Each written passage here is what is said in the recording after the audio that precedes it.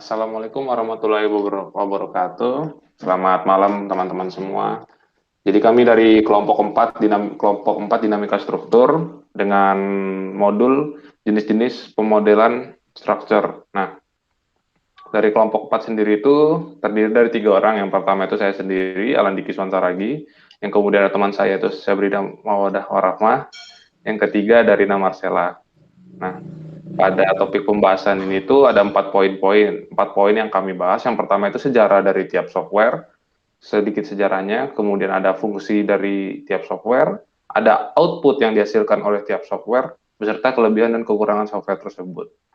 Nah, yang pertama itu ada sedikit sejarah ITAPS. Nah, ITAPS ini yang di kiri ini ada gambar contoh hasil mengimplementasikan aplikasi ITAPS. Nah, ITAPS sendiri itu adalah sebuah program analisis structure yang dikembangkan oleh perusahaan CSI atau Computer and Structure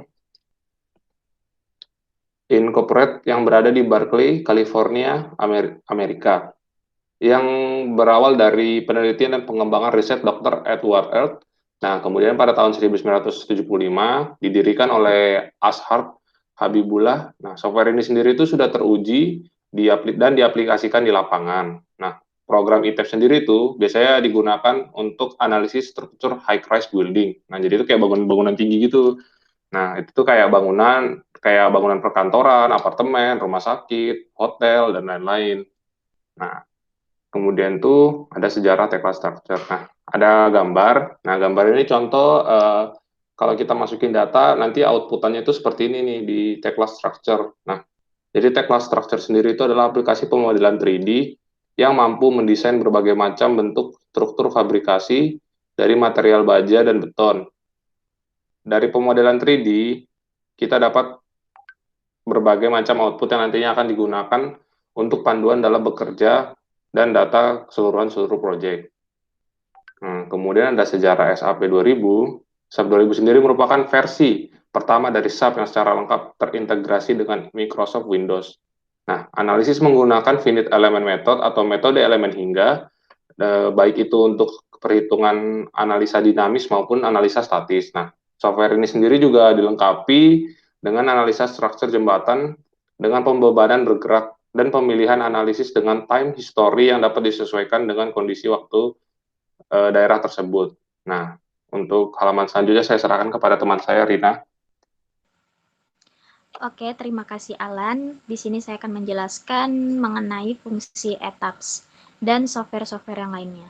Di sini fungsi ETAPS yaitu mampu menganalisis frame baja, mampu menganalisis beton, dia juga mampu menganalisis blok komposit, mampu menganalisis baja rangka batang, dan mampu menganalisis dinding geser.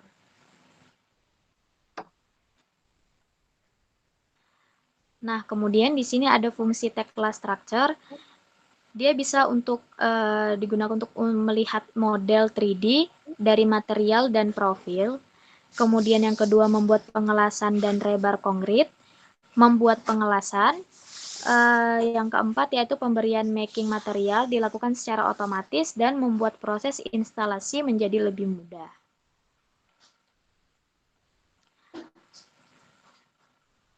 Nah, kemudian untuk fungsi SAP 2000, yaitu dia bisa menghitung momen mekanika teknik pada struktur, lalu menghitung konstruksi baja seperti kolom, balok, plat, dan lantai, model pembebanan yang lebih lengkap, baik berupa static loading maupun dynamic loading, lebih cepat dan akurat. Lalu pemodelan elemen sel yang lebih akurat, kemudian analisis dinamik dengan Ritz dan eigenvalue, sistem koordinat ganda untuk bentuk geometri struktur yang kompleks.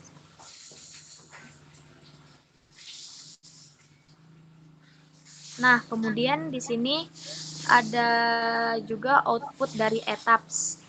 Nah, di sini yang pertama setelah analisis maka akan dilakukan deformat model dari jendela otomatis. Lalu model dikunci secara otomatis atau tombol kunci dalam keadaan tertekan. Kemudian jika model dikunci, Model tidak dapat dimodifikasi kecuali jika kunci dari model dibuka dengan cara melepaskan tekanan pada tombol kuncinya. Lalu, sesudah model dibuka kuncinya, semua data output akan dihapus dan untuk mendapatkan data outputnya lagi, analisis harus diulangi lagi. Kemudian, bentuk deformed dapat ditampilkan dalam bentuk animasi dengan mengklik tombol Start Animation. Lalu kecepatan dapat diatur dengan menggunakan scroll bar yang berada di bagian bawah layar utama animasi, kemudian klik tombol Stop Animation. Berikutnya saya serahkan ke teman saya, Syabrina. Selanjutnya ada output dari Tekla Structure, yaitu General Arrangement Drawing or Erection Drawing, Customize Drawing Title Blocks and Reports, Create Single Part and Assembly Drawing, Create Cast in Place Concrete Reinforcement Drawing with Bending Schedule, lalu Print and Plot Drawings and Report, Create Report, Assembly List, Part List, Tonnage, Weight, and Length. Selanjutnya ada output dari SAP 2000, Output and Display Deform, Geometry, Force Diagram, Section Cuts, Virtual Works Diagrams, Influence Line, Tabular Output, Force Diagram, General Displacement, Virtual Works Diagrams, Influence Lines, dan Tabular Output.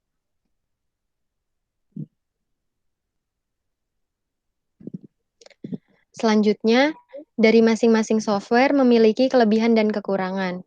Untuk kelebihan dari eTabs, eTabs lebih simpel, ringan, dan cepat dioperasikan karena fitur menunya hanya untuk desain gedung, data gedung dapat diinput dengan lebih mudah, cepat, dan praktis.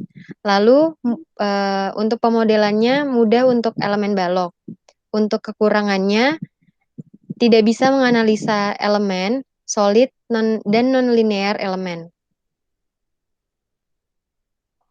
Selanjutnya ada kelebihan dan kekurangan dari Tekla Structure. Tekla Structure memiliki kelebihan yaitu memiliki kemampuan yang lebih lengkap, di mana software ini sudah menggabungkan kemampuan modeling, detailing, engineering, drawing, reporting, dan manajemen konstruksi menjadi satu kesatuan powerful yang canggih. Untuk kekurangannya dari Tekla Structure, di mana dari fitur Tekla Structure ini sudah tersedia yang namanya fitur analisis. Tetapi hal itu masih kurang powerful, karena fitur tersebut harus berintegrasi dengan software structure lainnya. Misalkan dari software SAP 2000 yang berbeda kelompok atau fungsi dengan Tekla Structure.